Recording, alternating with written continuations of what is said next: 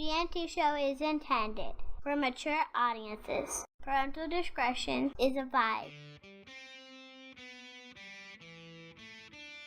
These are the voyages of the GNT Show. Our continuing mission to explore Star Trek storytelling, to seek out new worlds and interesting characters, to Boliga, where no show has gone before.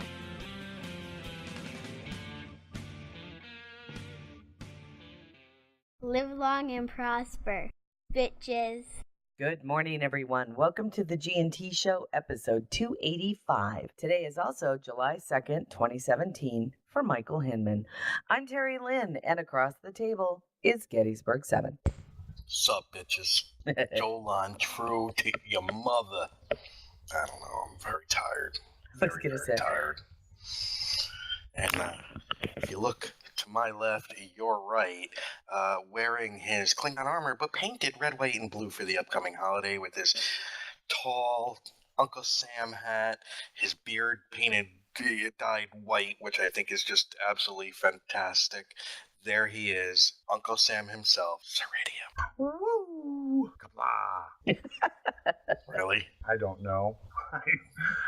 I couldn't think of anything patriotic to say, so I just went with a whoop. Yeah, how would a Klingon celebrate the 4th of July, man? With photon torpedoes. I was going to say, I don't think firecrackers would do it. Nope. They'd need a bigger boom. Blood wine. Of course. That's like, breakfast, lunch, dinner. Just adding to the frat boy image that the civilized members of the galaxy have of the Klingons. Like, screw firecrackers, we'll use full sticks of dynamite. Although I do see Klingons using firecrackers, like, the dude that's passed out, putting one in his ass. Yes. Laughing when it goes off. That is what Klingons would do with firecrackers. At least human firecrackers. Yeah. They couldn't do that with Klingon firecrackers. No. That'd be much too dangerous. Oh my God. Vaporize your entire leg. They use them like practical jokes with a handshake. We have the hand buzzers. Yeah. Shake your hand and pop off with them. Too funny. Go to put your boot on, there's a treble in it, everybody laughs. Elbow to the ribs. This guy's a nut. Oh my God, I'm tired. I don't know why. I did have a decent night's sleep last night, though. I tried. What did you do this week? Coffee Clutch. Okay, Nick, what'd you do this week? Worked. I worked a lot. I read, in 2.5 days, I read the lovely Kelly Thompson, who I interviewed. She's the writer of the Hawkeye comic book. Oh, cool. And she used to write A-Force, but I read her novel, The Girl Who Would Be King. It was phenomenal. Oh, very cool. Yeah, I read it in like 2.5 days. Really good story. Very, very powerful. Let's see, what else did I do? I watched, I don't know. I've been watching Ken Burns' The War, about World War II. Yeah, and I just saw that he's doing one on the Vietnam War as well. Yeah. Wow. Yeah. And last night I watched about 1,000 episodes of Glow. And I'm holding Mike responsible for something. He did not tell me that Alison Brie is the star of the show. Had I known that, I would have been all over this like stink on a monkey. In my defense, I'm very bad with names. Yeah, in your defense. And for those that don't know, Alison Brie also played Annie Adderall in Community. And yes. She's been on my laminated list for a while now. And my God, this show is so funny. Mark Maron, hilarious. Mike, the last thing I saw was when the quote star, the blonde bitch, she finally agreed that okay. Yeah, Annie Adderall would be her main opponent. Yeah. She couldn't find a heel, so she finally gave in, and I'm with you.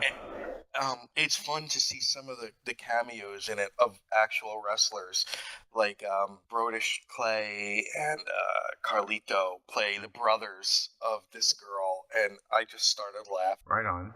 Cool. But, it's Terry, you know what threw me? They're only half-hour episodes. Oh, wow. That is unusual. It's like a traditional sitcom. Very cool. With naughty language and sex. Oh, I read about the whole, like, porn you can watch with your family. That line was hilarious. That line was hilarious. That was his sales pitch to a guy to get it on the station. To one of the advertisers or something, yeah. Because it's porn you can watch with your family. No, with your kids. Finally. Oh, man. Mikey, what did you do this week? Sadly, I didn't get a lot of writing done. That was on my to-do list, but didn't get a lot of it done. You're, just so you know, I'm not sure where the shushing noise is coming That's from. Nick. Is it? Okay. Ah, there we go. Go for it, Mike. Was that me inhaling? Probably. Sadly, I didn't get a lot of writing done. That was on my to-do list, but never got around to it. I think the kids and I, we recorded a few more episodes of Big Dude, Little Dude, including a special episode. A house champion in the battle arena has been crowned. And so here's what happened. So we had decided that we were going to take a break from our normal gameplay and do something fun. So it was Little Dude, Other Little Dude, Big Dude, me, and Dudette. And we all jump into the battle arena, and we're trying to not only figure out what's going on, what we're supposed to do, and stuff, but Little Dude, he got first in all 3 rounds of the tournament, yet Dudette is the one that won. We do not know how. We do not know what the grading is. Because she's devious, that's why. But she came out on top. So congratulations to Dudette, the new house champion. She gets bragging rights until the next tournament. Oh, how fun. Has she been using those bragging rights? Oh, she was all over it the first day. That's my girl. All right. Very cool. Yeah, this week I was in Nashville all week, speaking at the annual conference for the company I work for, as well as the National American Indian Housing Council. So I had 8 presentations, and I was absolutely dead tired when I got home. So I'm kind of recovering. Did Alan rub your feet? Huh? Did Alan rub your feet? He did not, but I would not ask him to. That's very odd, because he rubbed mine when I got back from a long trip. You are a special, special man. I am. In so many ways. It was a successful conference, I do believe, but I'll tell you, and my flight home only has cemented how much I hate Kansas City Airport as a layover airport. It sucks bad. Explain. Well, the airport apparently was built just prior to, or not too long before 9/11, and so after 9/11, they did not have a way that they could build a single security area as you entered. So what they had to do is they kind of it's a round or a semicircular terminal, and they had to kind of bifurcate the terminal from the gates from the amenities. And they put up this big steel and glass wall, and then I'd say every 6 gates or so, there's a security entrance. So if you are coming in and you're laying over at Kansas City Airport, you can't access the food without leaving security. That may be the only airport in the country like that. It's really, and you can see where it's just the design. There was no way that they could have done it any other way and had, it's really bizarre. Now, I understand why everybody who lives in Kansas City or visits Kansas City, if you have to leave security and you have to come back and leave through Kansas City, I bet it's freaking awesome because you've got all of these amenities that nobody's sitting at. Where'd you go for your first date? We went to the airport. And then of course it also scrunches the amount of space you have in between gates. So you're constantly kind of shoulder to shoulder with people trying to get from gate to gate. It's seriously just a nightmare. So I've learned my lesson. I will not be traveling through Kansas City Airport unless absolutely necessary. And that's a shame because I bet the restaurants are fantastic. Right. Kansas I mean, City it looked barbecue. like they had some really good ones. They had like a California pizza kitchen and a couple of other things. I thought. Did they have like barbecue places? Because that's, Kansas City is. They do have one, and let me tell you, it's called the Pork and Pickle, and you can access it from the gates. You can. But it's upstairs. The line is always really, really long. Well, because it's the only place you can go. It's the only place you can go. And the food wasn't that great. Oh, that right? sucks. Nothing more than disappointing barbecue. Well, I cannot complain about BWI or Dulles, either one. Both airports that I can fly out, or even Reagan National, all three of them are just phenomenal. Yep. So. Well, the next time you fly through Kansas City, just make your layover like a day longer and go visit Dayton. That's kind of what I told them I'd do. Be that as it may, Nashville is Nashville. It's a big party town, and it's a great city. It is great. I do not understand how people sleep there because you can't. It's just it's like Vegas, Terry. I mean, except Vegas isn't even that loud. Well, yeah, that's true because it's all indoors. Yeah, I mean, even I stayed at the Westin, and the Westin it's like 27 stories. The 27th floor is this amazing rooftop bar. It has an elevated pool that you can actually see through the sides, and a live band. Very, very funky, very cool. The thing is that the band plays so loud that you can hear it from your room. I was on the 11th floor. Holy cow. And that's the way everything is. You go by anybody, there is music in every lobby, in every bar, in every street corner, really. And it's just a loud town, man. So, and their convention center is huge, and my feet hurt. Oh, Alan, rubber feet. All right. Well, something else that we had done this week, Nick and I. Yes. Yeah, we played Star Trek Adventures. We're on the same wavelength, Mike, because I was going to use the same segue. Well done. Oh, excellent. All right. I didn't get to see the stream yet. What happened? Oh, Terry, you absolutely missed it. It was so Trek that it would make your head spin. Oh, cool. Mikey came up with the solution. I was thinking outside the box. He really was. It was very insane. I even started off with this is so crazy that it just might work. So before we go in, if there is somebody who's new to listening to us, explain to them what Star Trek Adventures is. It's adventures with Star Trek. It's the new RPG game from Modiphius. Not a computer game. It is it's on the computer, but it's like any we play through pen and paper, computer, but it's 20 die. Yeah. Right. 20-sided die RPG role playing game. It's not a first person shooter or anything like that. We all get together in an electronic living room, if you will.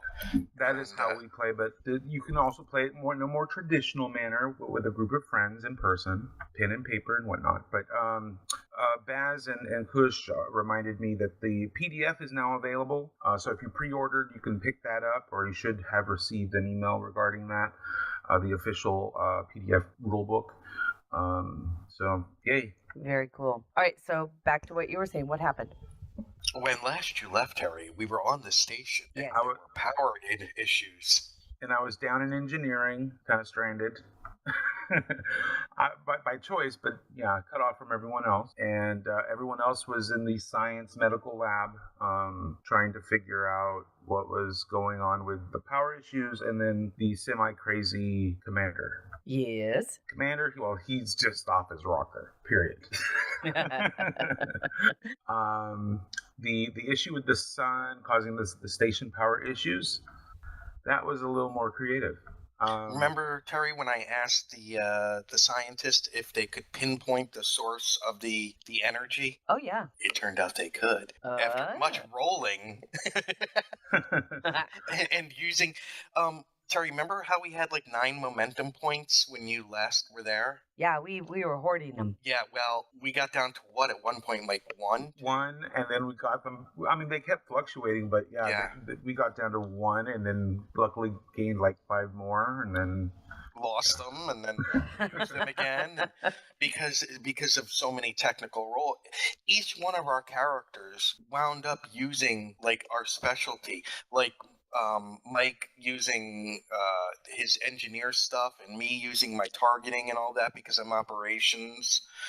I had to do some fancy operations stuff because of Mike's wacky idea that was just so crazy. And it worked. Very cool. In fact, after I had laid out the idea, our poor game master was like, "Oh fuck, are you kidding me?" Yeah, so he took. Let's take a commercial because I need to do calculations. And that's exactly what happened. When I came back, he had it all planned out. That's a great game master. It really is. Somebody to sit down and kind of really talk it out. And just so happens that he has put the link to the full series of The Adventures of the T'Pau, which is the name of the ship that we're on, in our chat room. And of course, it'll be in our show notes. Don't forget, you don't have to watch us. You are welcome to also start your own game. Star Trek Adventures, again, made by Modiphius. You can head over to their website and order.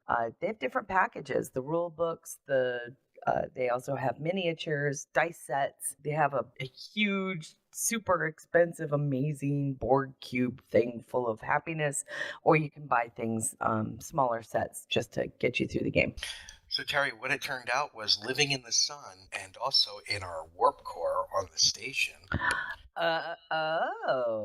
Very cool. A life form that was previously unknown. In phase. In and out of phase. And picture like amoebas, but with tendrils coming off of it, like the jellyfish in Encounter at Farpoint. Oh, cool. Like that.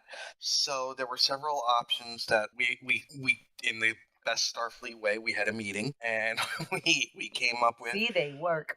One of them was trying to lay a trail of breadcrumbs to the sun somehow, so that the babies, they were babies in the station's warp core, could make their way there. Another was moving them to the shuttle warp core and then remotely piloting the shuttle to the sun.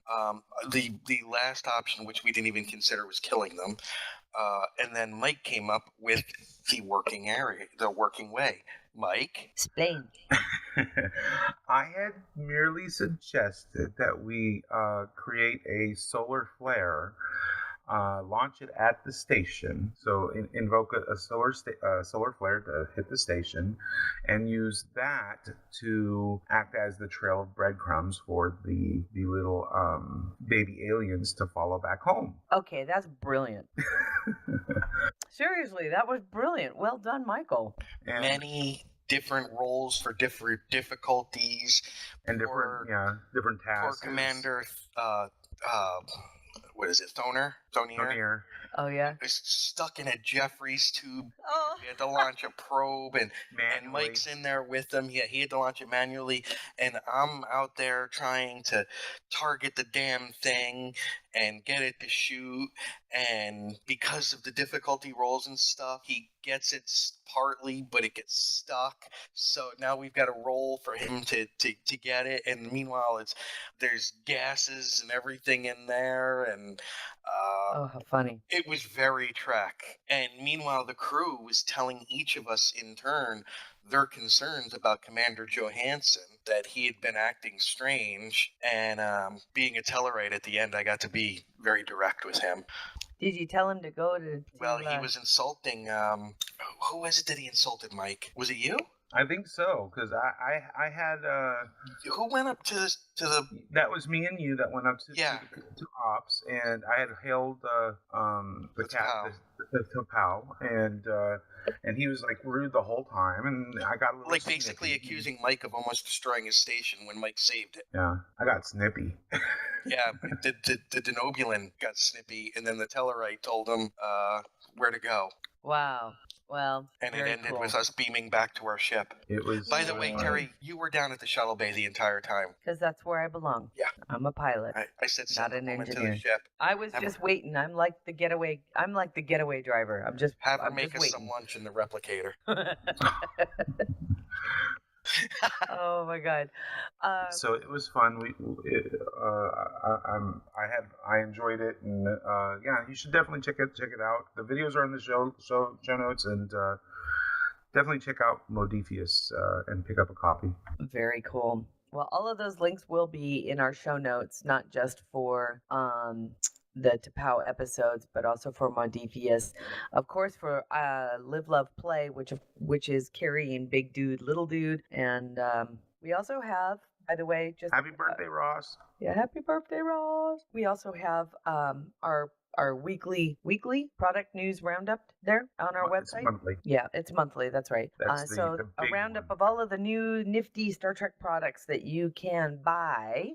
You can see outlined on our roundup on our website at gntshow.com. Okay, so you want to start off with some television news? I'm thinking I don't want to wait. Sure. All right. Grab the remote. Star Trek's on. Television news. So this morning, I actually kind of sat down and read because I'm just now catching up with the rest of you guys. So it's possible that Nick and Mike might wanna Mike, you wanna take these on? I kind of want to start off with the new information about the major characters not being safe. Okay, give me a moment to get that. Yeah, open. no problem. I had it brought up this morning because there's Nick. It was an Entertainment Weekly apparently has got like the inside gig for CBS All Access. I think that they did one massive interview and they've been piecing it out. Okay. Yeah, that's what I think, because they only release like one big quote, and then from that they write a whole article. So I think that's what they're doing. They had one massive interview, and they're getting Trek fans to buy every single page. Yep. So basically, I guess the question was something to the effect of some of the inspiration or some of the storytelling. What cues from modern television is the new show going to take? And they had referenced Game of Thrones and how in that show the major characters in the series are not safe. They can be killed off at any point, and they suggest Aaron Harberts and Gretchen Berg. They both should suggest that they can be killed off, and at least one at some point probably will be. I'm thinking that might be Captain Lorca, but anyways, that's just my opinion. But the idea is, Game of Thrones changed television. They almost made it difficult to fall in love with people because you didn't know if they were going to be taken away from you. Sopranos did that too. Yeah, really good. That show had an influence on all TV dramas that come after it. Death isn't going to be treated gratuitously on the show. It's not for shock value, but when it happens, we want to make sure that people really feel it. So if all of a sudden you find yourself loving a particular character, just be wary. They may not be on the show for long. Especially if you love them. Great. Exactly. So I don't know how about. I was going to say I kind of have a feeling I know how the two of you feel about this, but I just want to ask for clarity's sake. I don't think either one of you would find this too terribly awful. Actually, for a Trek series, I'm going to find it rather refreshing. Yeah. I mean, this can keep a show going for practically forever. I mean, they're constantly refreshing of the cast, bringing in new people, all the time. That helps keep a show fresh and going, and so it can actually last longer than what traditional, the 3 to 5 seasons that most shows tend to run. So I'm excited. Nick? Yeah, I mean, it adds a level of realism, and let's face it, we all knew that if they were a main title character, for those that don't understand, that means whose names came up during the opening song. They weren't going to die. It was very rare. The exception was Denise Crosby. But right. Okay, let's see. In all of the track, Tasha and Dax.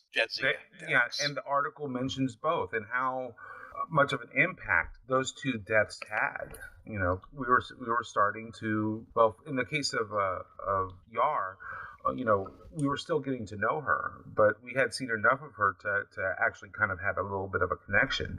So seeing her die and then that whole memorial thing had me bawling. Well, okay, I have two questions. First, Tasha, I did not think Tasha was very likable, personally. Who do you think had a bigger impact overall, Tasha or Sela? Of course, both played by the same character, or the same actress, Denise Crosby. Because I think Sela actually gave the audience more of an emotional connection with. Well, in less appearances. And my second question, I just want to get them both out. Okay.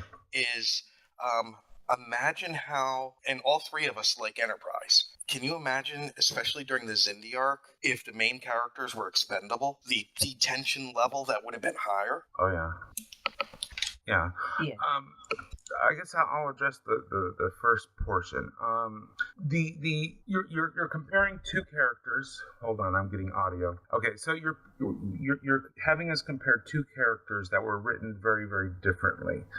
Tasha, the plan for her character was this long, drawn out. She was supposed to be there the whole run, so her character was set up for a slow burn. You would get pieces of her story over time, which we started to see, but never really, because she decided to leave the show, or she left the show.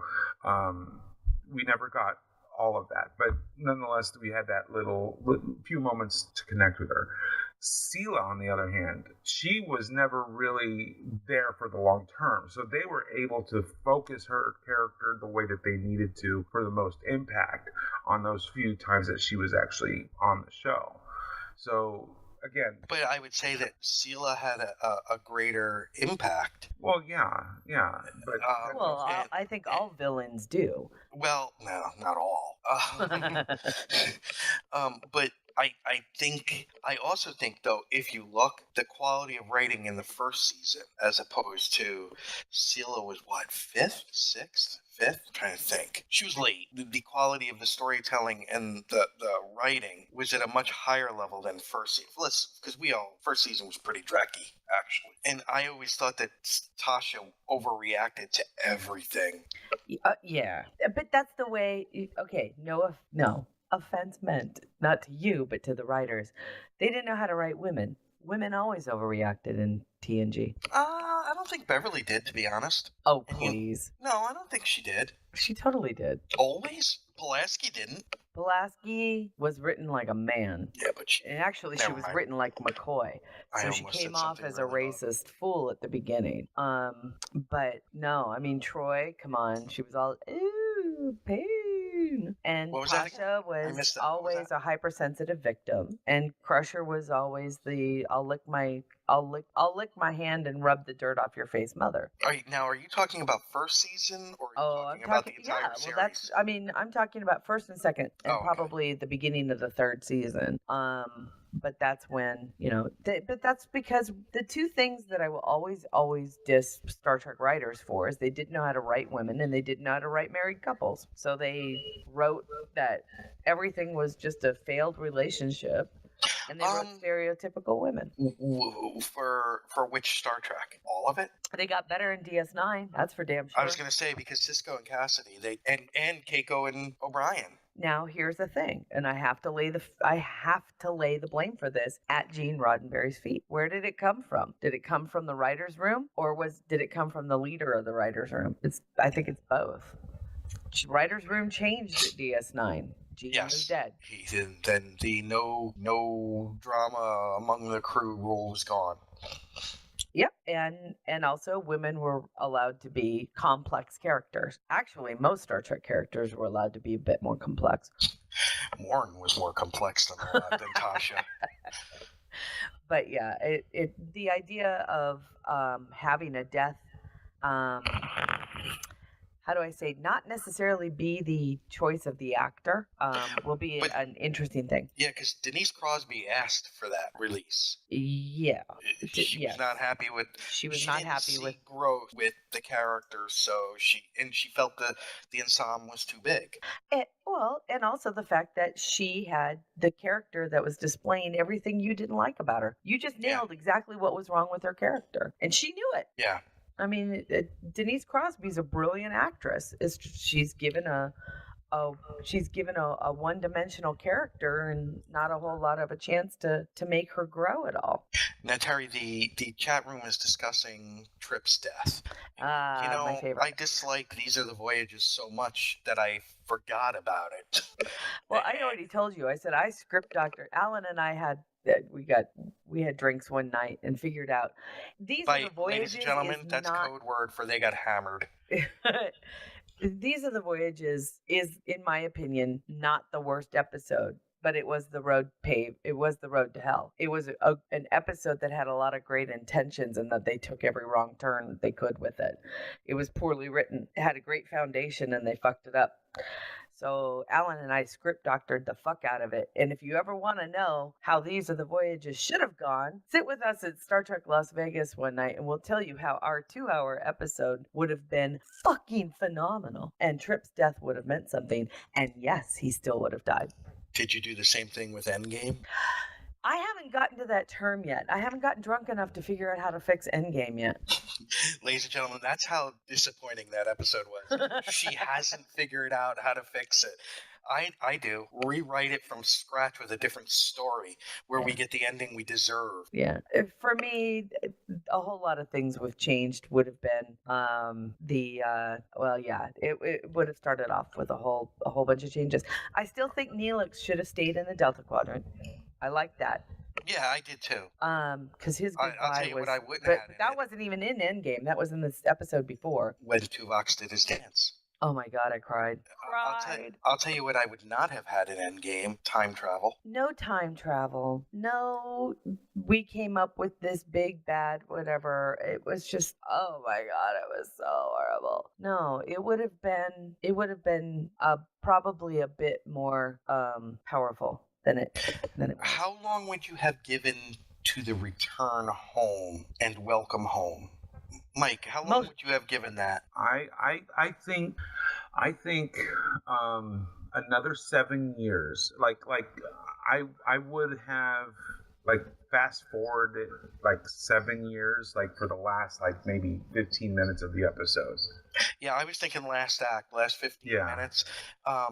And I don't know if I necessarily would have had them adjusting or anything, but a much greater welcome home than 6 seconds. Yeah, let's see them react to their families, seeing their families. Let's see them, kind of try to get back into some form of normal life, not just, oh, there's Earth, let's fade to black.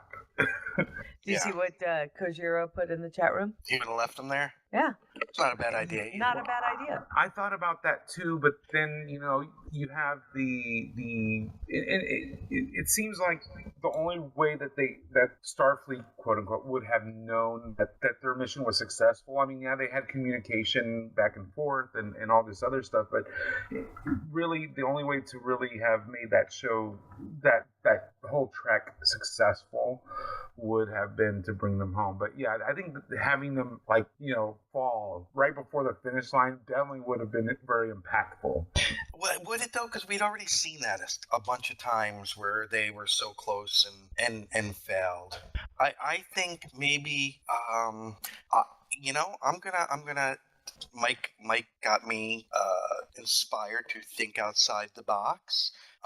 They find a way, but not everybody wants to go home. So some choose to remain behind, even main characters. Get in the Delta Flyer and let's go visit Neelix. Or they find a planet and they're able to start new there, and the rest are able to go home, but by choice. It would have been interesting. Well, they had Endgame was. several. I'm sorry, but they had several chances to do that along the way. No, but this was a guarantee. There was a way home. So that option, even those that stay behind, can still get home at a later date. So it would be like a two-way door type thing? Yeah, but Why not? A stable wormhole all the time. That's how DS9 built its entire thing. If there was a two-way, constant, dedicated way back and forth, then I can see some of them wanting to create an outpost or a colony, at the fringes of the Delta Quadrant. And I would have really shaken it up by having Chakotay elect to stay behind. See, I would have bought that hook, line, and sinker. Yeah, I think so too. I would have bought that hook, line, and sinker. Absolutely. I would have seen Chakotay staying back. With members of the crew, some that we had, maybe... The Parises? No, I don't see Tom doing that just especially because of with his the baby. father's They death. would have gone back to Earth or even Kronos. Yeah, because of his father and mother. Because Tom has made something of himself, and his father's proud of him. Tom needs to go home, and B'Elanna has a family now. Yeah, I would have seen them heading back. B'Elanna especially. Harry, I could see going back. Harry would go back, especially because he'd like to get a job where he could get promoted. Maybe Seven staying behind, not because of the romance with Chakotay. I think she would have been very, very skittish about what Earth was like. Yeah. She would have been more comfortable away from Earth. Earth would have been frightening. And J.L. Galloway brings up a good point. Chakotay's ancestors are in the Delta Quadrant. That's right. So that's even more of an incentive. And maybe, as a little callback, which Voyager seldom did, maybe one or two of the ones from their Lower Decks type episode who never felt comfortable anyway, staying. Yeah. I think they would have set up like a little kind of a mini Voyager colony somewhere and allow the Federation to have a jumping off point. And like an embassy or something, or an outpost, like Mike said. Yeah, I think that would have been an interesting take on it, is having everybody split up. The Doctor stays behind. He would have done so out of a sense of duty to the people, to the remaining members, to make sure they had a health. Yep, yeah. I would have seen it, especially if it meant he could get some programming updates. And you could spend the first, so it's a 2-hour episode, hour and a half. Well, the first hour with the decision making, people deciding, and let's face it, we've given Janeway a lot of crap, but I don't think she would be hurt. I think that she would not only support it, but be proud of her crew who's continuing the exploration. Yes, absolutely. Some of this sounds very familiar. I mean, it reminds me of the episode of the Pincer Plant creature thing. And the pirate guy, the Moby Dick type story that they were telling, it kind of reminds me of that. I guess I don't remember what you're talking about. I don't either. I don't remember. Some of the beats. Basically, in the episode, they think they found a stable wormhole back home, and it will take them all the way home. And it's a telepathic pincer plant, and it's making them see this wormhole, but it's actually it's Gullet that it's directing them to. Oh yeah. And it's got that pirate kind of guy that's like, he's going after his white whale. He's crazy, but he's the only one that sees it for what it is, and that's what it reminds me of. But I think it could have been powerfully written where the first hour is the next half hour is the farewells and all that, and then the final is Voyager making it home and the welcome and the reunions, and even telling family members, your family member elected to stay behind, and then a memorial to those who died during the mission. Yeah, interesting. Yeah, that would have been interesting. way of handling it. Again, the whole conversation just came up because we were talking about, character deaths, and the fact is that Star Trek in the five series that we have, we never really saw a lot of them. God bless, we didn't even see a decent dealing with the death in Voyager from the very first episode. They lost half their crew, and it was like, okay, let's just go. Hey, let's go to the space station. Yeah, right. What did they do with those bodies? They never said. Oh, they probably did the Starfleety thing and then just shot them off into space. Isn't that how the body catchers ended up with everybody?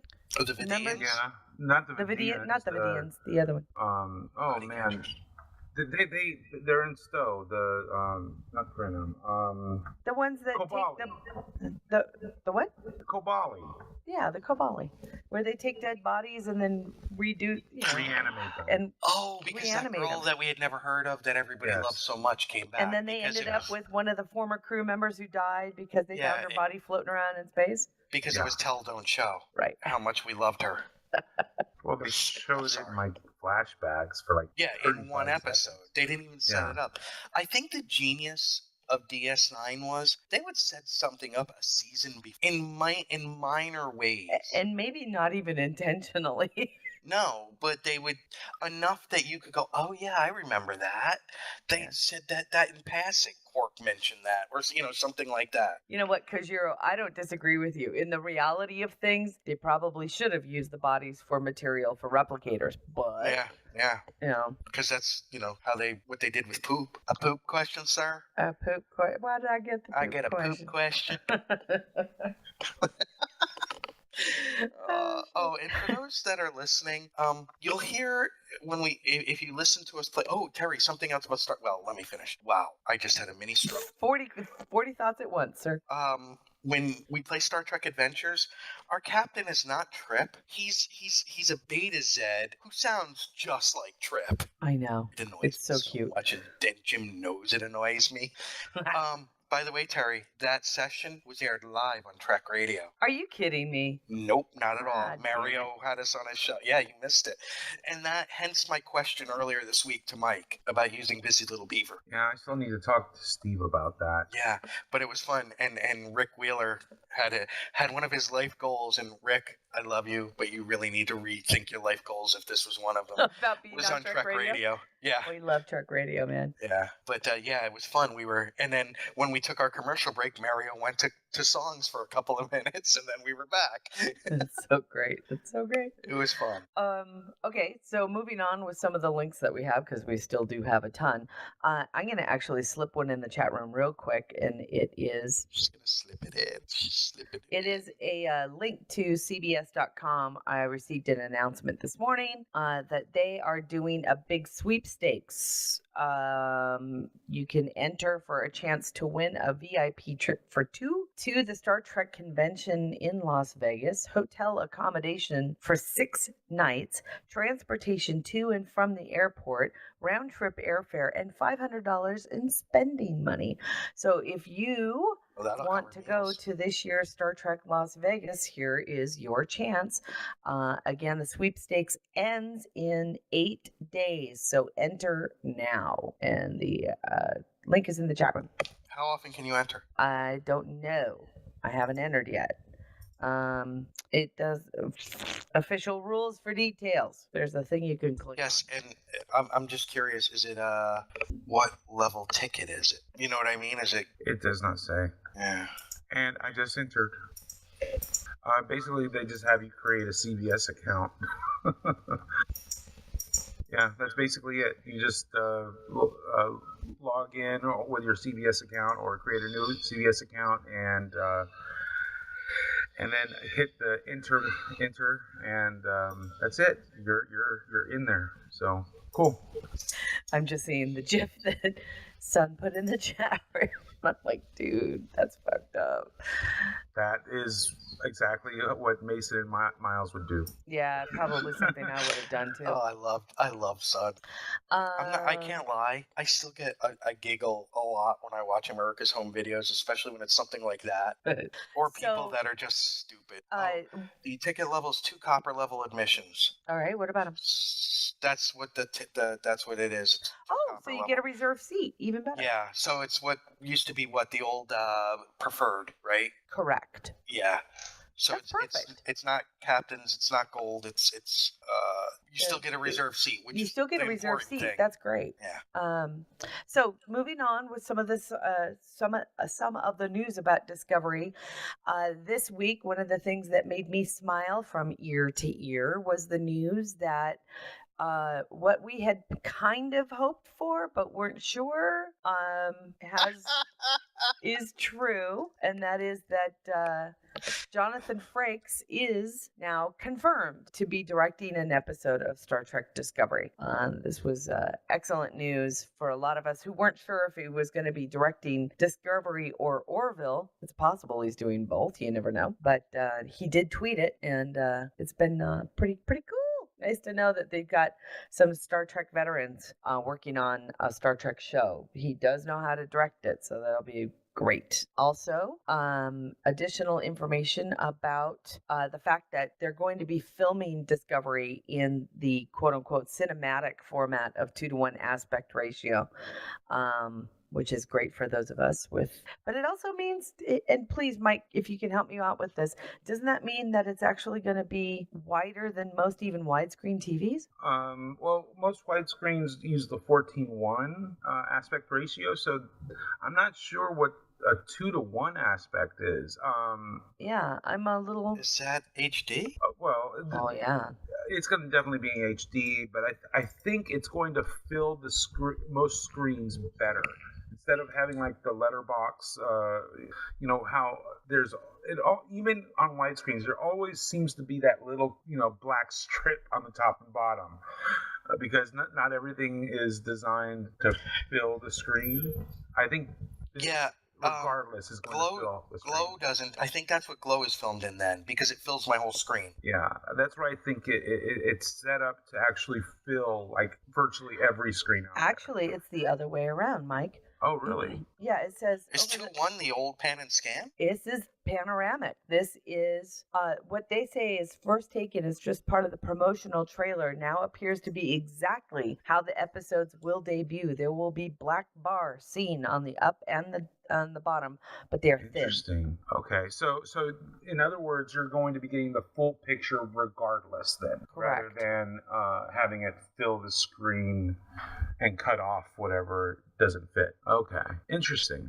So yes, this will be the cinematic, so the movie version. That's actually really cool. I'm happy with that. All right, and there's some TrekCore. God, I love you guys so much.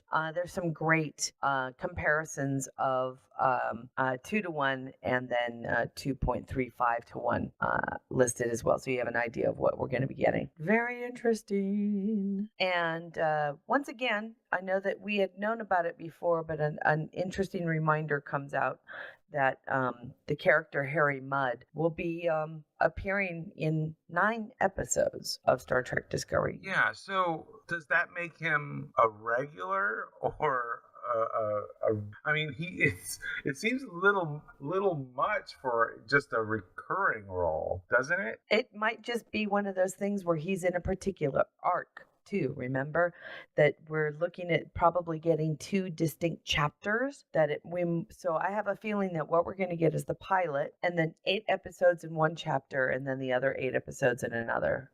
No, that doesn't make sense because there's 15 episodes. So yeah, he's in a lot. Yeah, that's like half the series. So yeah, it might be within a chapter, but still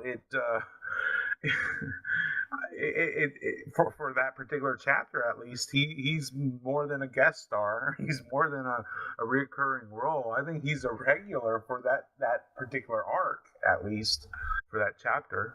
Well, I guess that he needs to develop his reputation for being a scoundrel. A scoundrel, yeah. I wonder if we'll see his wife. Oh my God! What would be funny is if she, obviously she's younger, but also maybe we find out why he married her in the first place. I always thought that perhaps she came from money. Oh, maybe. Knowing him, he would totally marry for money. Yeah. Just a feeling I got because she was older than him, it seemed. That's the way the actress looked. Yeah. They made her look that way. That kind of ballbuster. Shrewish older woman, but worth a ton. Perhaps. Okay. I know. Doesn't Harry Mudd kind of destroy Gene's vision of a future without money? Yeah. Well, the idea where everyone is going after setting their own goals, going after what they think is important in their life.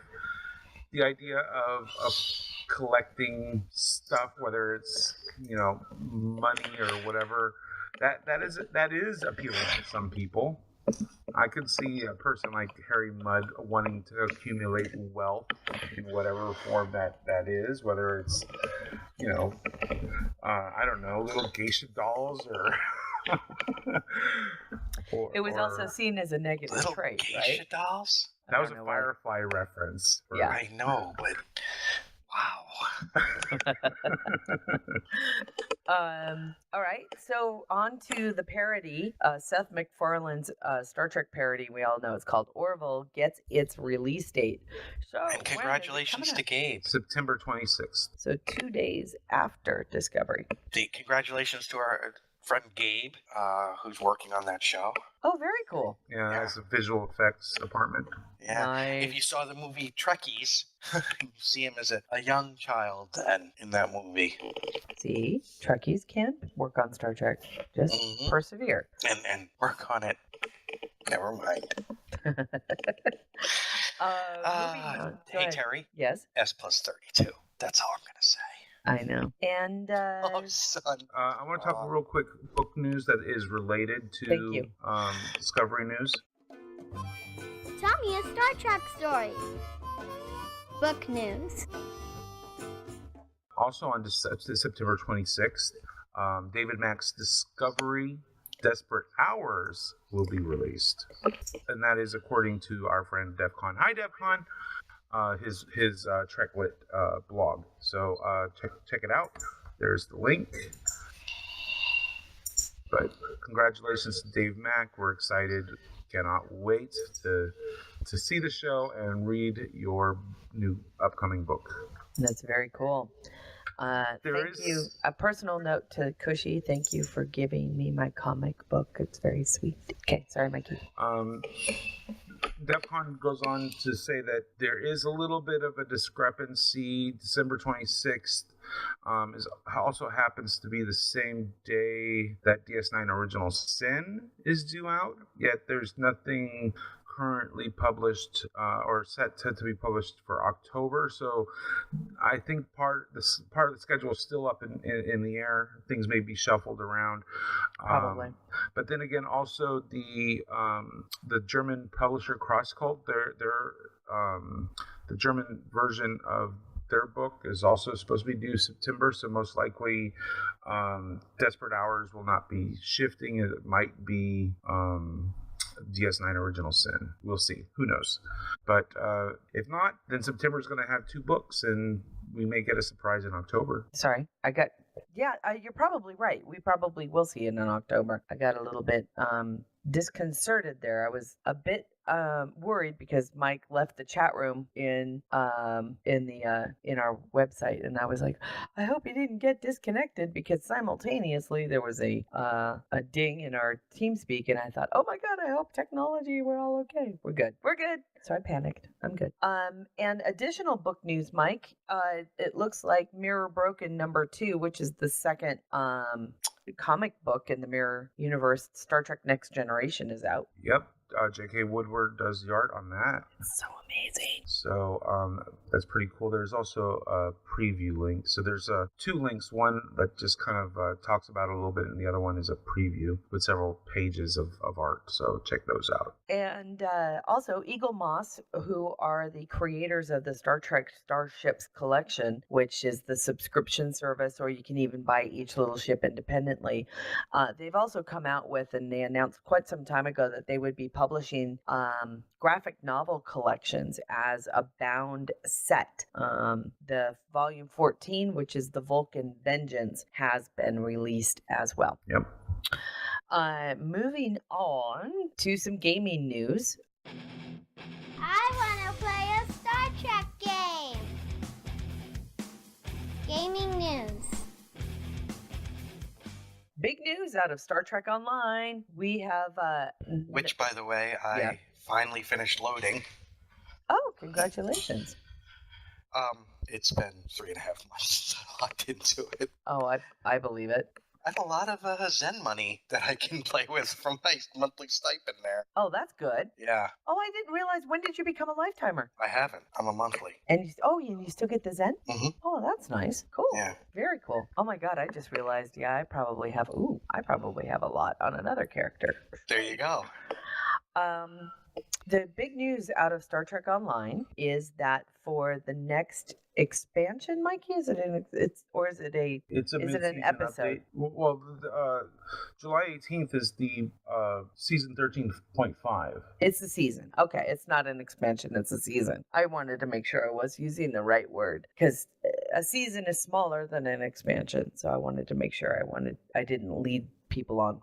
But that Star Trek actor J.G. Hertzler has joined the cast of Star Trek Online and is doing the voice for Martok. He's reprising the role of Martok. So I guess I was confused as to the existence of Martok in the storyline of Star Trek Online. Well, it's you're not confused. He was killed, or that is what he had us to believe. What we were led to believe. So apparently that is not the case. And now I'm actually intrigued, and I might actually start playing Stowe again to find out. All right, that is interesting. But it's great. It's nice to hear that they're getting so many great character actors, Star Trek actors, to reprise their roles or even new roles in Star Trek. Even our favorite Kipling. And what else is not? All right, we have a lot of links this time around. I did want to say that we did have a note that Star Trek Beyond won a Saturn Award for Best Makeup. And convention news coming up is that lots of different things. The San Diego Comic-Con, of course, has got Star Trek in its own way. Star Trek Discovery will be making a presence throughout through different versions. I don't know how many panels they may have or if they're having a panel. There's one panel. It's on Saturday at like 2:50 or something. It's like, yeah, sometime around there. I'd have to open up the article to find out for sure. And of course, as you can imagine, a lot of the product manufacturers have exclusive Star Trek items at San Diego Comic-Con, and if you get to attend, you get a crack at them, that's for sure. And one of them is really cute. And if any of you had seen The Big Bang Theory when they did the Bakersfield expedition, which was it was actually kind of a sad episode when the gang dressed up in Star Trek to take pictures out at Vasquez Rocks and then ended up getting their car stolen. They were on the way to a convention. They were on their way to a convention and then decided to stop off at Vasquez Rocks to take pictures in their Star Trek cosplay and ended up with their car stolen and schlepping across the Antelope Valley in the desert of California trying to find a phone. It was, again, a bittersweet episode, and those characters are available at San Diego Comic-Con, so I'm a little jealous. Tons more product news. Tons. We try to cover the product news, but if we did it, it would take another hour. There's polos, magazines, mugs, hoodies, T-shirts, jackets, posters. I think the poster set is worth a mention. Okay. The TNG 30th anniversary poster set. It's reminiscent of the TOS one that got turned into a puzzle and whatnot. Well, same principle, except TNG characters, and each poster, one is dedicated to the good guys, the other one's to the bad guys. And Nick, did you see what is headlining the villains poster? I did not. It's right there, big as life, a Romulan ship. It's about goddamn time. On the heroes poster, it's the Enterprise D, but for the villains, it's a D Dedrix. You have a link? Sure do somewhere. Sure. I'm getting it. He's putting it in there. Also, to follow up on the poster set as well, for those of us who are big ship fans, the 2018 Ships of the Line calendar is already available. So you can order that through StarTrek.com's wonderful store. And that's right. Big general news. I saw this tweet yesterday and I was so excited. One of our favorite people ever, Armin Shimmerman, who of course played Quark in Deep Space Nine, tweeted yesterday that, he even tweeted, he goes, I haven't been around in a while, but he has been made the new Shakespeare professor at the University of Southern California. So congratulations not only to Mr. Shimmerman, but to the students of USC, who I can guarantee you will be getting a fantastic new professor in your theater arts department. Wonderful news, because I've seen the guy do Shakespeare, and he's amazing. So that is cool. We will put all of the this week's links, of which Mike really outdid himself. Amazing shit. Anything else you want to touch on, Mike? For technology news, something I thought was actually pretty cool is a crazy ultrasonic 3D printer. This thing uses ultrasonic waves to actually grab a hold of tiny objects and move them around along a grid. And so they think they can use this to start assembling 3D printed objects. So adding that technology to a 3D printer, so being able to print parts, assemble parts to create more elaborate things. This is like baby step closer towards, a replicator. Very cool. But I can see where these would be very useful for remote printing or remote tool usage. Instead of having to schlep everything around, if you've got the base materials, you're good to go. Well, the idea being, what makes this one special is you don't have to touch something in order to assemble it. It's using sound waves to move objects. So, and it works with liquids as well, water, That's so solder. Trippy. So it is so trippy. It is pretty amazing. Nick, do you have a topic for us this week? Dr. Helen Noel. Now, no. Sorry, I was just staring at that son just put in his. I know, it's really kind of. Poor kitty. I know. Look at that. Oh God, I just had a brain freeze. Like that cat she put up earlier, licking the icy pop there, the Jello pudding pop before Bill Cosby drugged it.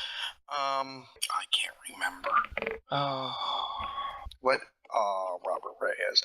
Khaleesi. Getting back to what you talked about earlier. Yeah. I've been thinking about this. With crew being expendable. Yeah. And going back to, I don't know, I think Sopranos was kind of the start of Anybody Could Die. I think you're probably right. Until then, I would say it started in the 90s. Yeah, because I'm just trying to think of, and we're not going to go with soap operas, because that's a whole thing unto itself. They were all fake death anyway. They always came back. Sopranos may have done it, but I don't think it went quote-unquote mainstream until Game of Thrones popularized it. Yes. I don't know. I really don't, because that was one of the draws to The Sopranos, is you never know. Somebody could get whacked at any time. That is true. I'm not and Sopranos was, I think we forget now how huge that was. That was even being talked about on, like, sports talk stations. But you know what, though? I think that with regards to both Game of Thrones and Sopranos, we're talking about actual storylines that give an impetus. Let's face it, you're talking about warring cultures at war in Game of Thrones, but also a culture that wars in Sopranos. You're talking about the mob. If the mob didn't have people who died, it wouldn't be the mob. Well, that's true. In Star Trek, there had been, again, that kind of squeaky clean attitude where conflict never ended in death. But it doesn't have to be from conflict. I think that's the thing. Like, you had Jackie Aprile on Game of Thrones. I'm looking at Khaleesi. On Sopranos, who died of cancer. I think with exploration... look at the explorations to the North Pole. Yeah. I mean, McCoy has, and granted it's from, I think, 2009, McCoy has a quote that says something about how dangerous space is, you know? Yes. Yes. That is exactly what we're finally going to be seeing in this new series. We're going to see how dangerous space exploration could be. Enterprise tried, but again, they had constraints on them, a network constraints. But where just things like, remember they beamed down to that planet and there was the stuff in the air. It was like the fourth episode, where they beamed down and the gas in the air, and there was the windstorm and they had to use the transporter, and the dude had rocks embedded in his face and stuff. Yeah. Yep. So but they were constrained by being on a network. That didn't allow it. Oh my God. I know. But yes, you are correct. The network was and can be, and why I'm so happy that we're starting to see some of the that kind of I don't want to say censor, but kind of that freedom of creativity that they can get with CBS or any other streaming service that they weren't going to be able to get on mainstream network. Because I still think if they had tried to do this on prime television or primetime television, it would have been held to the same constraints, and we would be dealing with possibly another Enterprise. I don't know, because I think even network television now allows it much more. If you watch, boy, I hate to say it, the WB is really good about that. About what? Allowing characters to be killed and things that. I mean, I think on Arrow that when his mother got killed, that's true. That was a total wow, emotional impact stuff. I don't really, no, that's AMC. Yeah. By the way, Preacher's back. It's so good.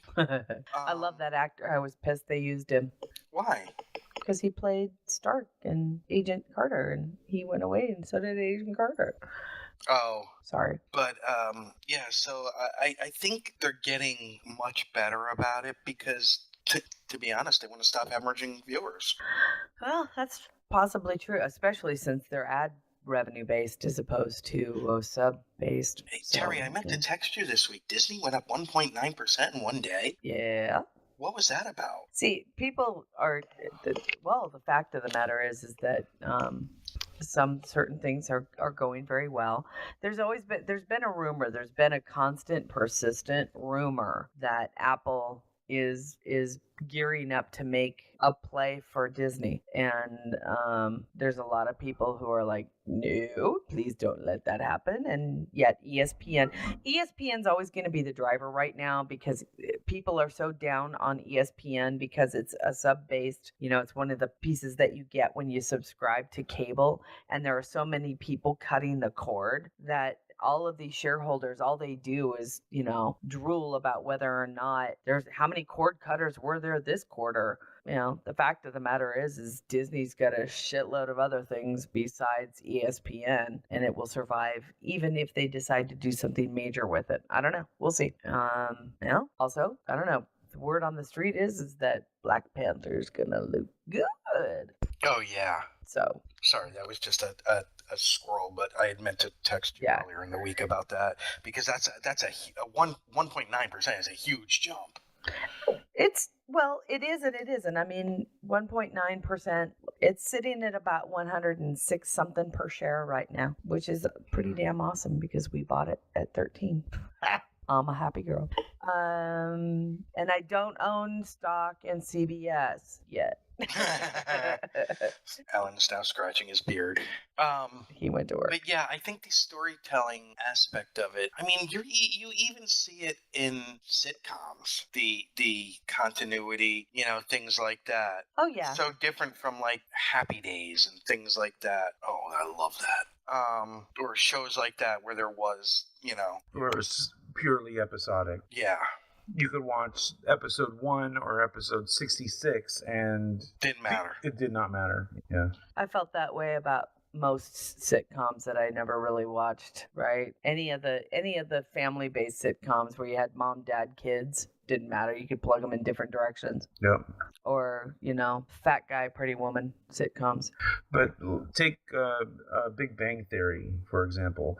Some of the more recent episodes, there's definitely a continuity about what's happening. So watching them out of order, you kind of lose what's happening.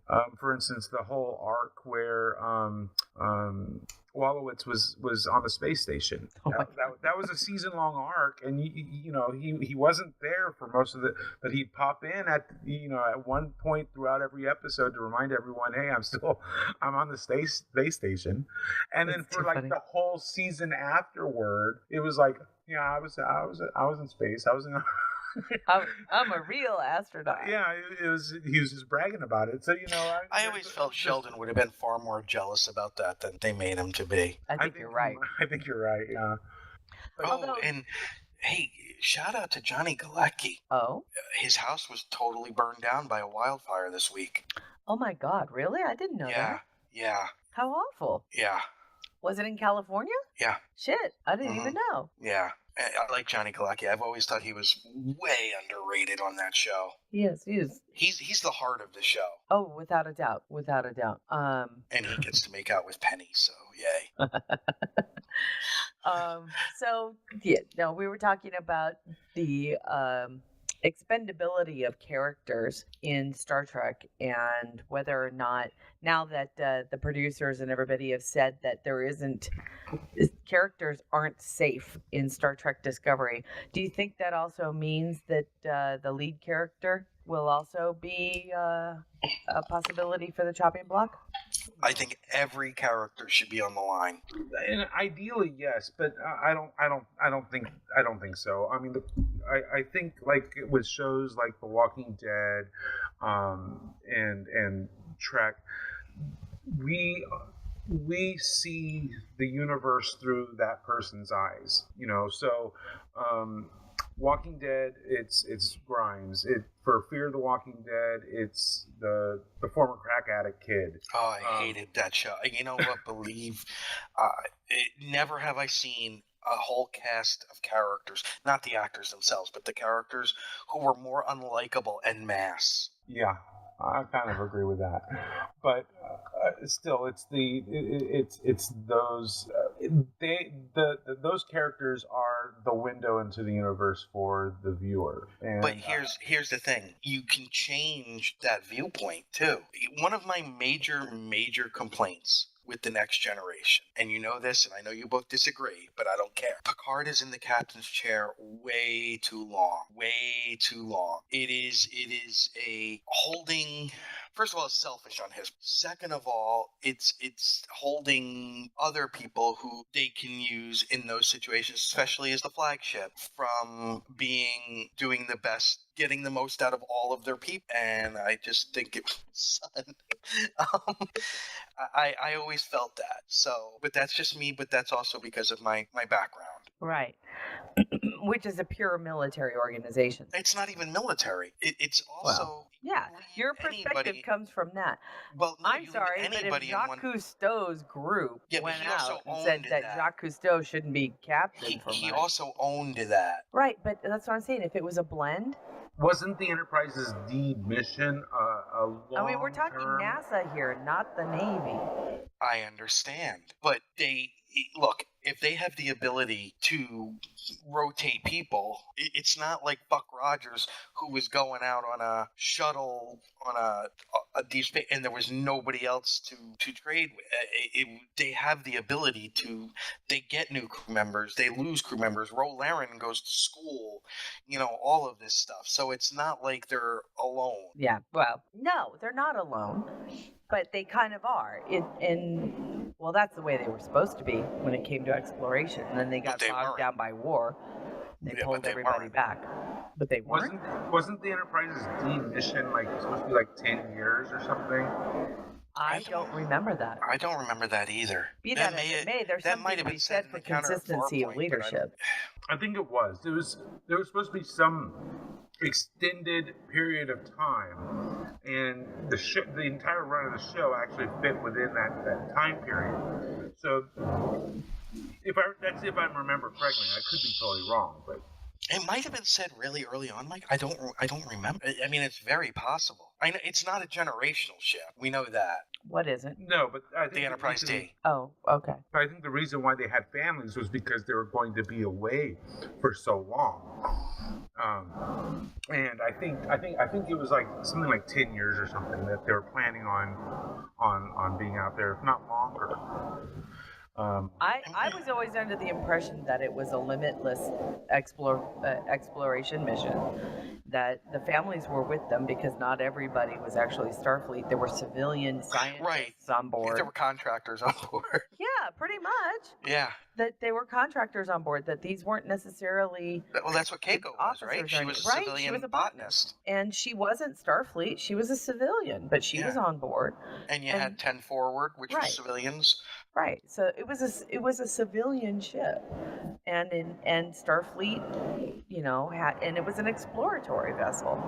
And Starfleet was its main line of direction, of leadership and defense, which was what Starfleet was. They were an exploratory group that had those things as its background. They weren't war vessels. And I always kind of understood that, you know, and that's kind of where things got crazy, right? Is, well, aren't they the first line of defense for the Federation? And I think to myself, you know what?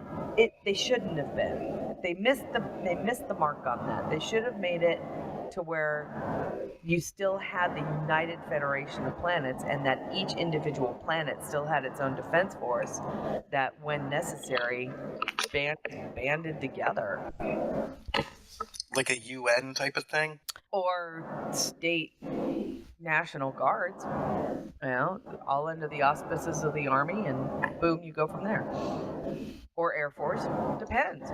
It was just, I just think they missed the mark on that. They could have made that a cleaner thing. So now it's all this nebulous, and everybody just kind of says, oh, it's all one big happy family. And you think to myself, yeah, you kind of blew it there. You could have made things a lot more fun, actually, storytelling-wise, and even politically, if you had separated the two a little bit. Would have been much more fun.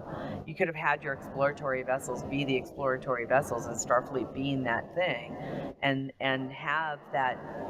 I always see Picard and even Kirk. I see them more as the birds, the Cousteaus, the everything we enjoy about humanity being an explorer. I see them as those types of people, as opposed to the generals. I don't see them as generals. I see them as explorers, and that's kind of what I'm hoping that we kind of get back to.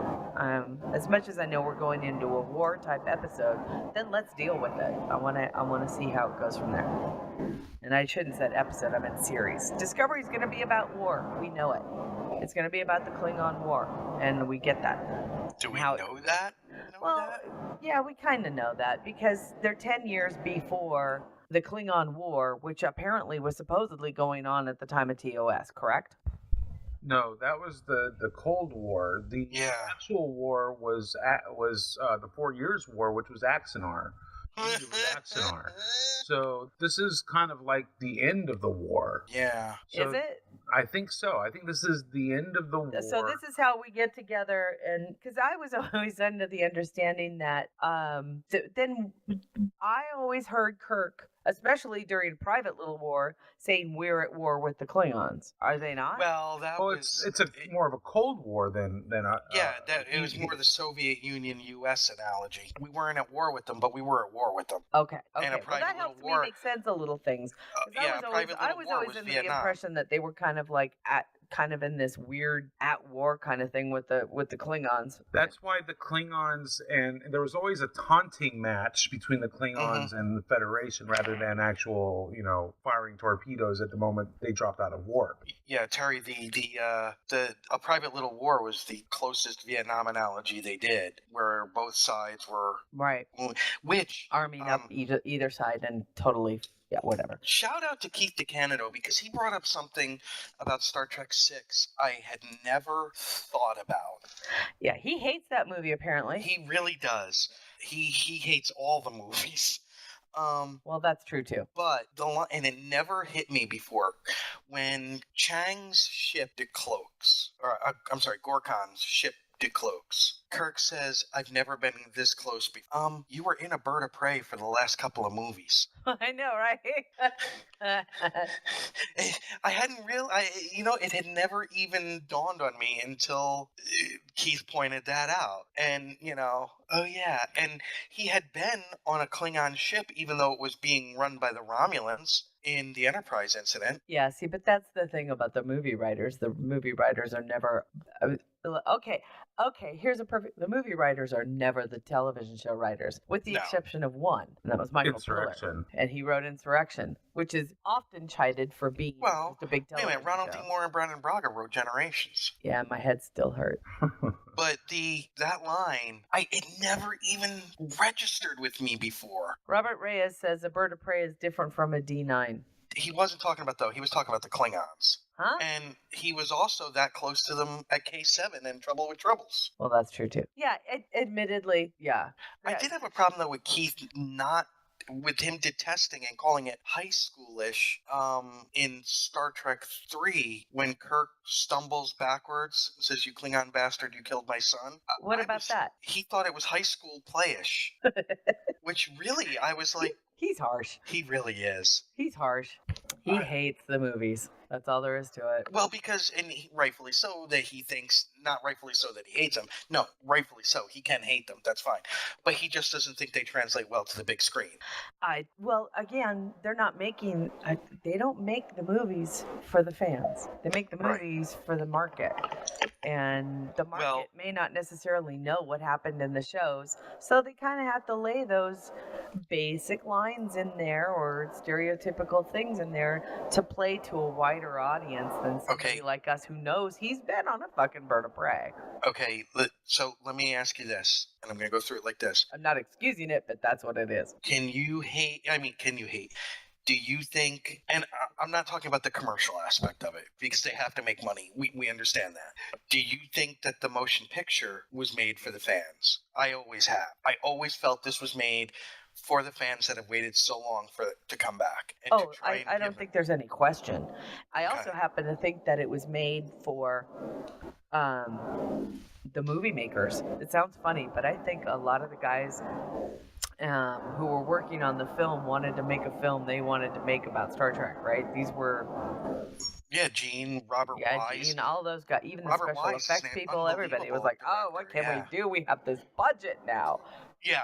I was just like, okay, we're going to roll in it. Is what now, we're was do. Star Trek 2 made for the fans or for the general audience? General audience, without a doubt. But without it played a doubt. best among You the fans, do don't not you think? need it. It goes straight to the question, and the question that you and I and Mike get all the time with new Star Trek fans is, okay, I have a friend or I have a family member who's never seen Star Trek before. What episode? Or what episodes or what movies should I start with? And inevitably, Wrath of Khan is going to be that movie. Why? It absolutely establishes your characters.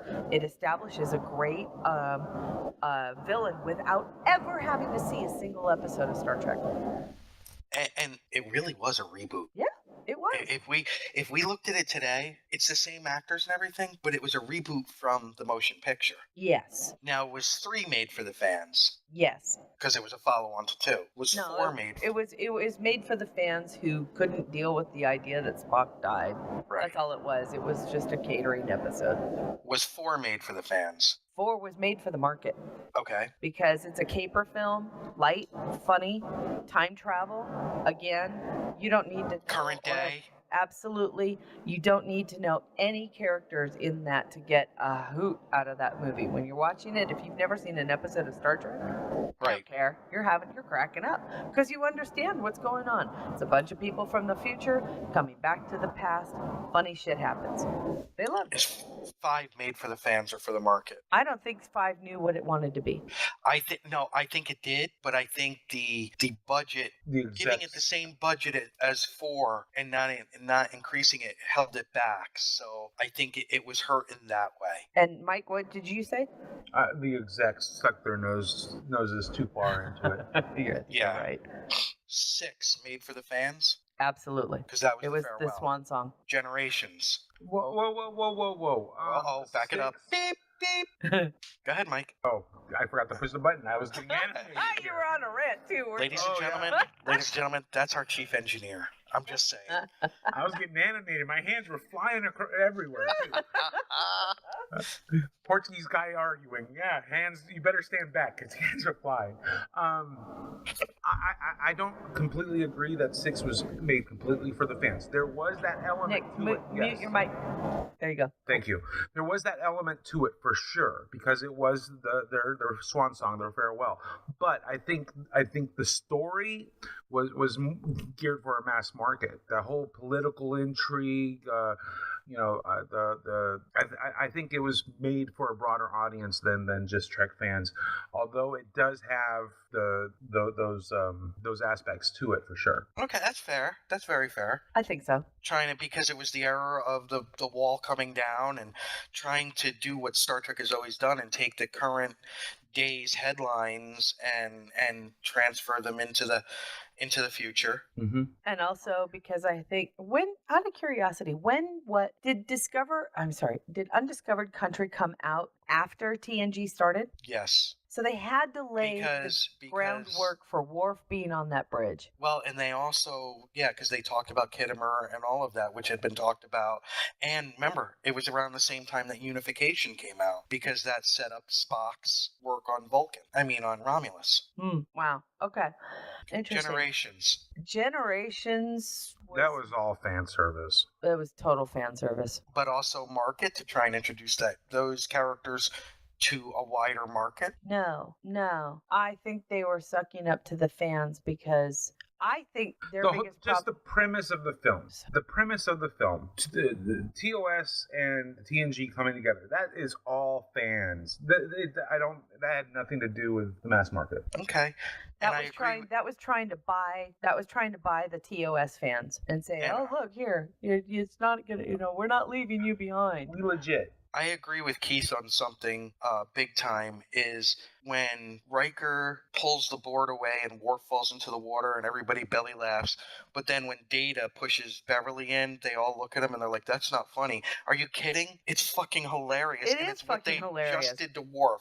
So I never understood the stick up the ass that they all had about that. Again, I don't either, because they just wanted to browbeat the robot for trying a little too hard. Yeah. Insurrection. I'm sorry, First Contact. Oh, that's mass market. Yeah. Easily mass market. And should have been TNG's first movie. Yeah.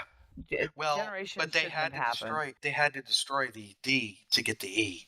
They had to destroy the television ship and those sets to get a set for the movie. Oh, so what you're telling me is that Generations was fan service only to destroy a ship. It was also a bridge to get them off of TV into the movies. Yeah.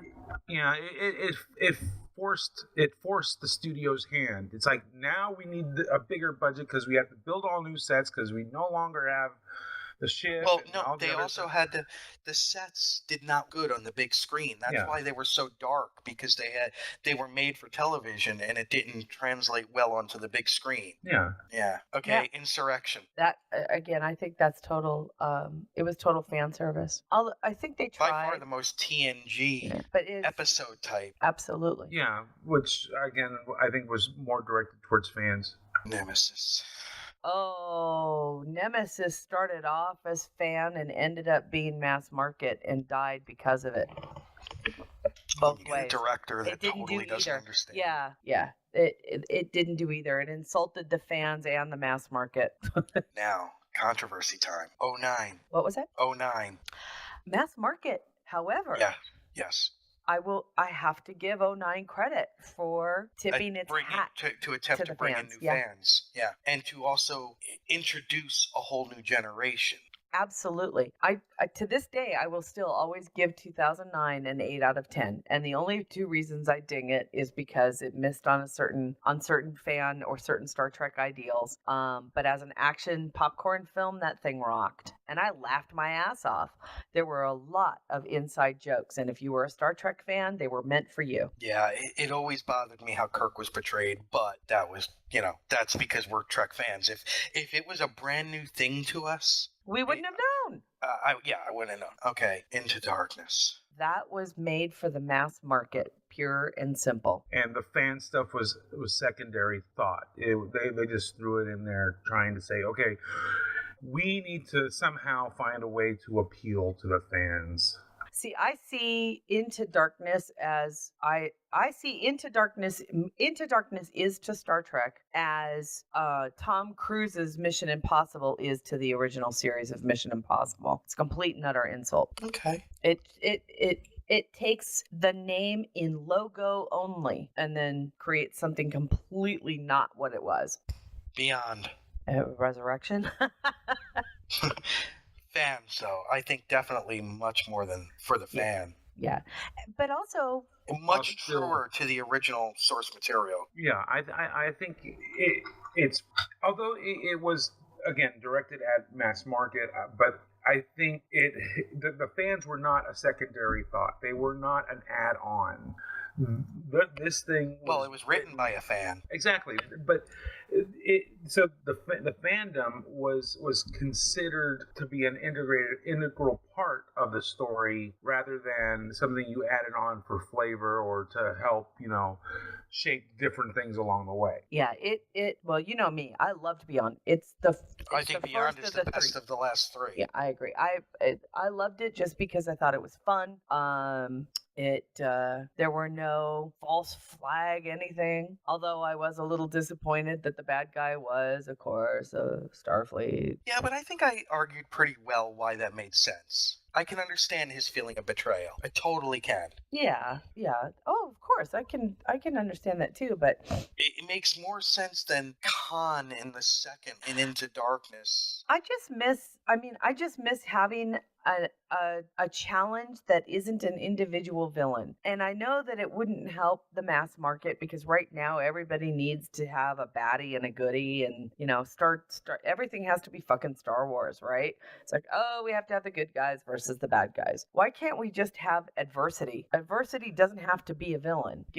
What? Snowman Frost just exists to be a dink. I'm convinced of that. Yeah, he comes in and trolls. He gets off on it, whatever. But I would like to see.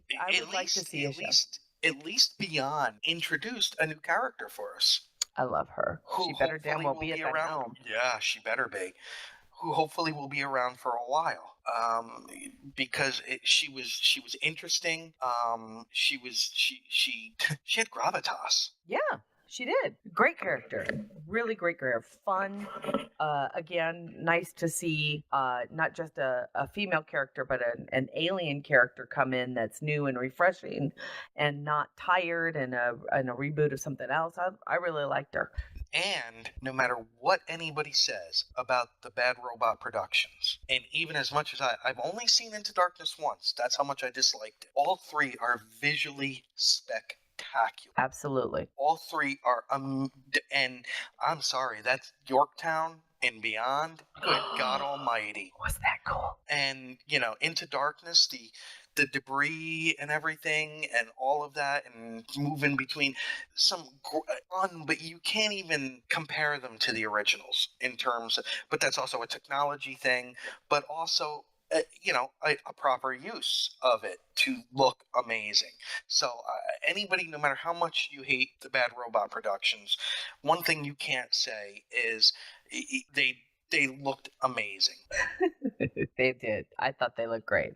And I am a big fan of the Yorktown, and I'm a big fan of anything that shows that artificial gravity can be used in any direction. Yeah. So And that's that what I loved about Doug Drexler's idea for the Enterprise J. Artificial gravity can be used in any direction. You're never going to sell Enterprise J.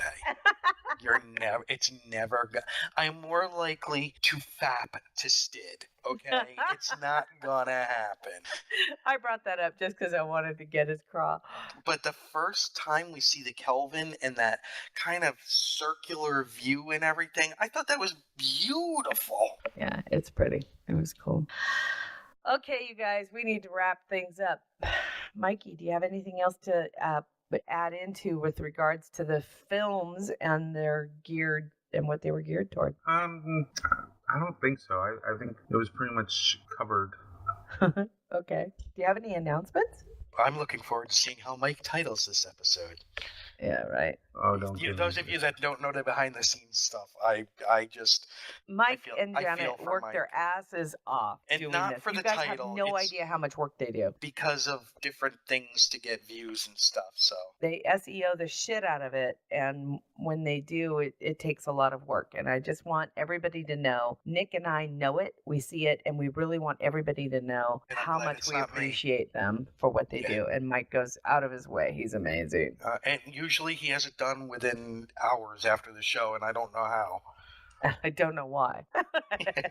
Because he's dedicated. Because he is dedicated. You know what? He's just a dedicated boy. We give him some gefilte fish and, some nice drinks, some kosher, so we get some babka.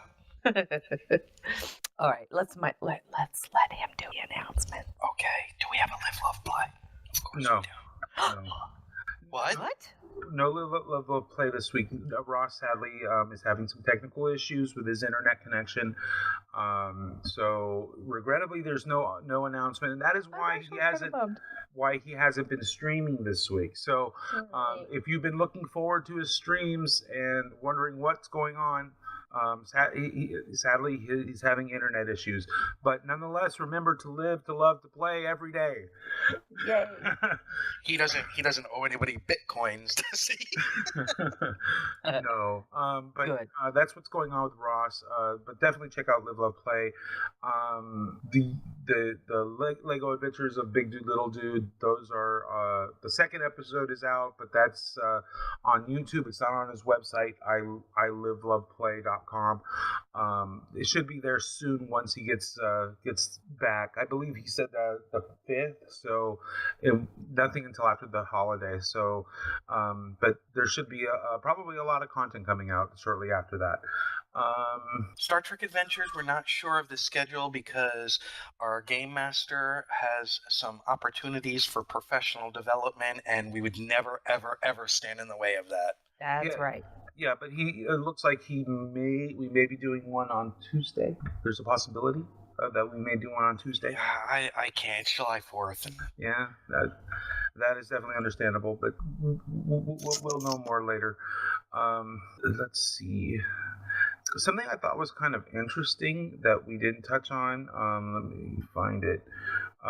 You guys have heard of the X Prize? Oh, yeah. Okay, so basically they're taking a science fiction idea, technology idea, and trying to turn that into reality, right? Well, they've decided to flip it on its head. Oh. So now they are looking for science fiction stories that kind of identifies what is missing for our future. What technology does humanity need in the coming decades that we don't have and that we haven't really thought about or considered? Interesting. So start thinking outside things the box. To be inspired by? A Vulcan love story. Yeah. Something to kind of inspire us to move forward, to move beyond, to see what's next. Because a lot of what they've done in the past is like taking Star Trek technologies, which was very forward thinking, and a lot of that has come to be reality, and sadly it's a sad state of science fiction if that trend has diminished or disappeared.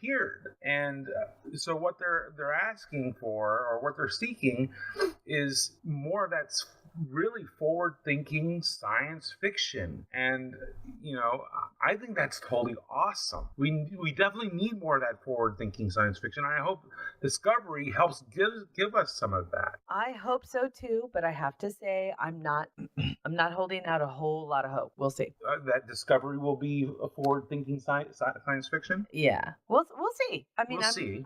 I can't. Let's put it this way. I don't want to raise up my hopes. Yeah, I don't want to set those hopes too high. I understand. And I kind of agree. They're probably going to be more focused on character storytelling rather than looking at the far future. Star Trek had that benefit, though. The original series had that benefit more so than I think even TNG and TOS. But yeah, that's what they're looking for, the new X Prize. So that's really cool. I think it's wonderful, which is why I wanted to mention it, at least in passing. But other than that, I don't think there's anything else that really jumps out at me. If you have a 3D printer, I've been posting in show notes Star Trek related 3D print projects that I've been coming across. So if you have a 3D printer, check out our show notes. I usually include any cool projects that I find. And one of the cool ones that I found this week was a board cube. So, wow. So check it out. Other than that, check out Semantic Shenanigans. Check out Live, Love, Play. Check out the Adventures of the USS T'Pau. The Lego Adventures of Big Dude, Little Dude. All Busy Little Beaver Productions and our friends and just support us all because sweet. We try to do good stuff. We do. All right. I think that does it for this week's episode. What's that? Oh, Nick, you have a show, don't you? Go for it. I do. Any news on the Gettysburg Address? I'm waiting for somebody in Kentucky to get his studio back up because we have an amazing topic, and I'm just waiting to hear from some other people. Okay. Very cool. So GettysburgAddress.com, I think. GBAddress.com. Very cool. I'm up next week. We will be here on July 9th for episode 286. Please join us then. If you have any topics that you would like for us to touch upon or talk about, please send them in to hosts@gntshow.com or tweet them to me or us. You can follow me on Twitter @TerryLynnS. That's TerryLynns. Mike, where can they find you? Ceridium STO on Facebook and Twitter. SORIEDEMSTO is me. And Nick? Gettysburg 7 is my Twitter. Awesome. All right. I think that does it. And we look forward to seeing you next week for episode 286. Until then, live long and prosper. Kapla. Joe Lontrue, GNT 285. Music for the GNT show is provided by 5 Year Mission, Enterprise Blues Band, Warp 11, Andrew Allen, and Greth Thor. The GNT show is a BLB production. Move ahead, walk back to 10.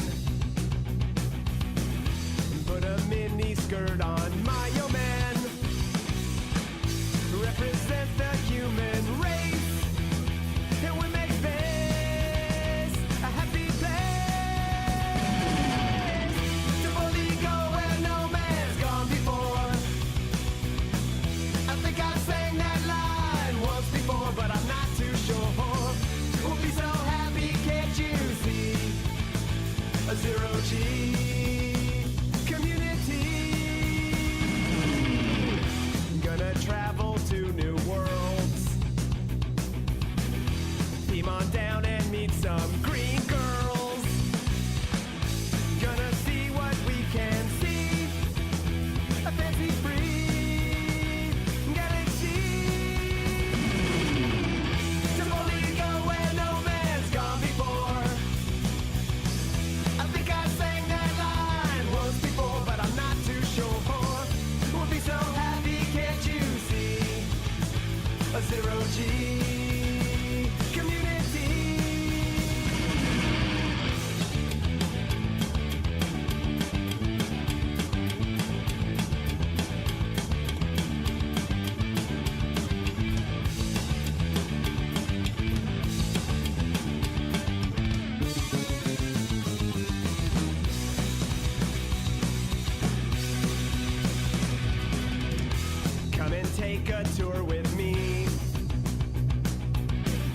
There'll be no Cons or Kobayashi.